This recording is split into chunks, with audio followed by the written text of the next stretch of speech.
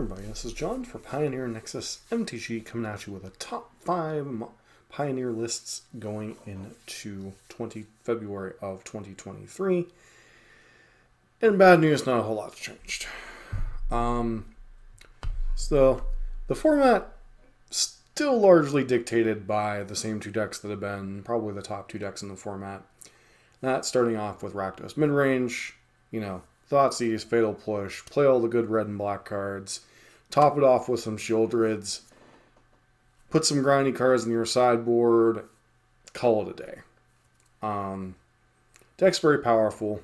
It was responsible for my 1-5-0 in Pioneer in recent weeks. It's also a deck that I played quite a bit in Explorer, and it's just a deck. It's kind of like Murktide in Modern. It's just a good deck. It has a couple of bad matchups. You can kind of hedge those matchups.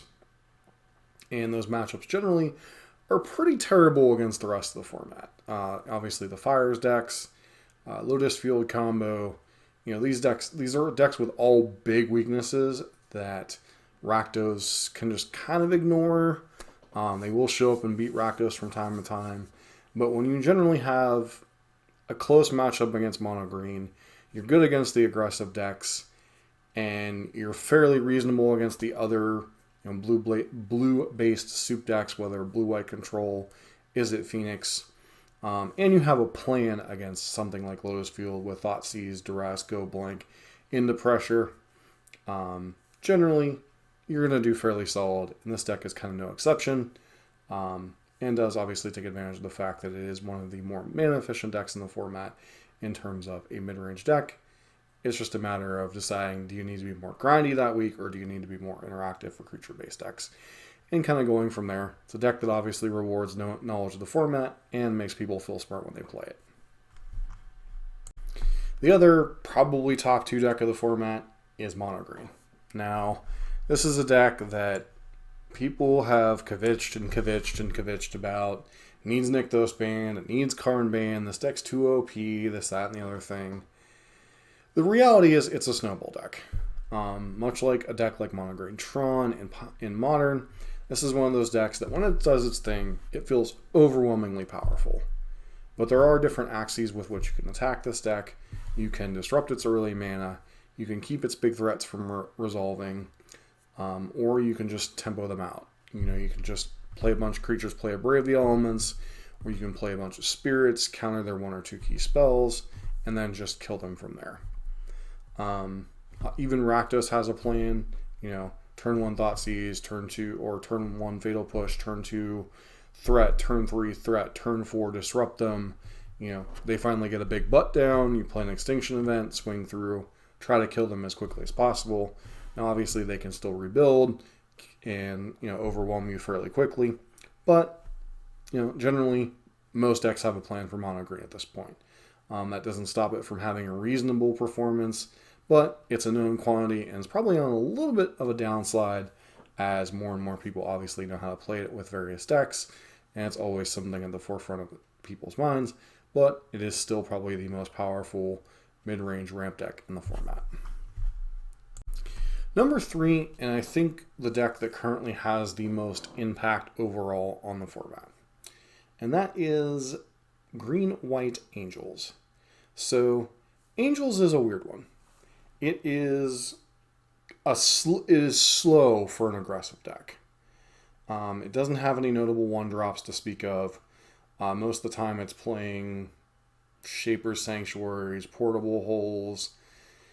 Sometimes you'll see Gilded Gooses. There's a couple other 1-drops that'll see play. The 1 Bishop, and then there's this 1/1 Cleric. I forget which ones, but they don't tend to see a ton of play. They tend to be like maybe a 2 of or a 4 of in the deck. The deck's power is the glut at the 2 and the 3-drop slot. You have Bishop of Wings, Giada, Youthful Valkyrie, and then the 3-drop slot you have Resplendent Angel, Righteous Valkyrie, and Skyclave Apparition as interaction. And then you now get to play this pile of Collected Companies and Kaya's Reconstructions, which allows you to have game against decks like Rakdos. Against mono green, I've actually seen Angels, at least in more in Explorer than in Pioneer, but I've actually seen Angels just simply overpower mono green. Get an absurd life total, get these big flyers, and mono green is just hard pressed to hold that back if they cannot combo quickly with Restorative Burst. As far as the sideboard, you generally have a bunch of stuff for combo-based matchups for control decks, as those tend to be your Achilles heels. Decks like Lotus Field, decks like Blue-White Control, just don't care a lot about what this deck is doing. And a deck that's not relying on red-based removal tends to do very well against this deck. Hence why Blue-White Control, I think, is kind of brought up in the format. And the other side of the equation is, now in addition to Rakdos being a pressure on, the spirits, the heroic decks, the humans, the spirits, the heroic decks, all of those, you now have this other aggressive or mid-range aggressive deck that also pressures those decks by, developing this absurd life total that they can never hope to overcome. And really, I think, has helped press down the current crop of aggression decks, and hence why you're seeing a shake-up a little bit at the top of the format. And I really think green-white has the largest thing to do with that, as the other two decks really, Rakdos tends to be good against aggressive decks, mono green tends to be bad. Now you have this third element in the thing that's very bad for aggressive decks, hence why you're seeing a little bit of a shake-up at the top of the format. One deck that is benefited tremendously from the shake-up or the slowing down of the format, so to speak, is Lotus Field Combo. Now, Lotus Field Combo is a deck that I have played quite a bit. I have never quite gotten a grasp on playing the deck excellently. I understand the basics of the deck, how to set up in the early turns and whatnot. But it is a deck that is very good against Rakdos Midrange. It is a deck that is very good against the slow format. And, well, the format is currently slowing down. With Angels kind of being the premier aggro deck, their clock's a little bit slower. Their disruption is a little bit more all over the place. They have things like Tomlik, Redain, sometimes even you'll see Damping Sphere out of them, etc. But as the format gets slower, Lotus Field gets a little bit better because it is a resilient, powerful combo deck, but it does take some time to set up. Decks like Heroic and Mono Blue and Mono Red and Mono White just don't give you the time to set up. But since those decks are a good bit pushed down right now, Lotus Field is competing with the big boys.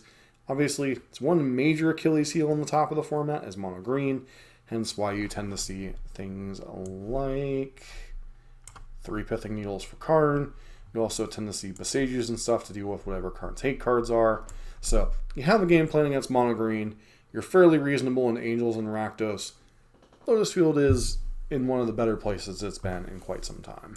And finally, another deck that tends to pop up and do well when the format's slowing down a little bit, Blue-White Control. Blue-White Control is definitely a deck that can play Battle Cruiser Magic. Certainly it can get run over by some of Rakdos' draws. Certainly it can struggle with some of Green-White's more resilient draws with Collected Companies and Kaya's restorations. But if you're not starting to do anything until turn 2 and turn 3, really fits quite nicely in the Blue-White's wheelhouse. With just Jawari disruptions or sensors into their counterspells, into their sweepers. The format's a tiny bit slower. Blue-White Control also tends to like that a lot, as it gives it time to set up its mana, get its sweepers online, and then kind of take over the game from there. This is one of the decks with overwhelming card advantage, with Memory Deluge, Teferi, Hero of Dominaria, Narset, etc. Now, obviously, Blue-White tends to come in 2 variants. You have the Orion variant, which tends to be better in these kind of mid-range battle cruiser formats, or you have the 60-card variant, which tends to be a little bit better into the hyper-aggressive formats, allowing you to find your cards that you need to just that little bit more. You still have the 1-2 combination of Wandering Emperor and Teferi. You have Shark Typhoon to help close out the games. You play the best sweepers in the format. Deck's got it all if the format's a little bit slower, and currently the format is a bit slower, hence why you're seeing a little bit of a resurgence of Blue-White Control, and why it's our number 5 list going into February of 2023, sorry.